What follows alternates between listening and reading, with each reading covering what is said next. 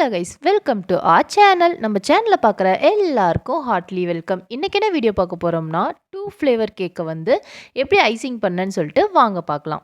இந்த double ஃப்ளேவரோட sponge வந்து எப்படி செய்யணும் உங்களுக்கு தெரிலனா, நான் டிஸ்கிரிப்ஷனில் லிங்க் கொடுக்குறேன். டச் பண்ணி ஃபுல் வீடியோ பார்த்துக்கோங்க.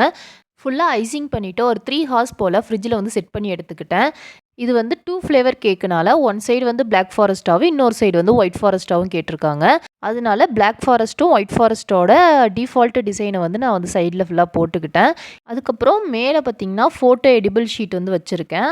அதுக்கு மேலே வந்து 2D நாசில் வச்சு மேலே ஒரு டெக்கரேஷனும் கீழே ஒரு டெக்கரேஷனும் பண்ணியிருக்கேன் 2D நாசில் வச்சு.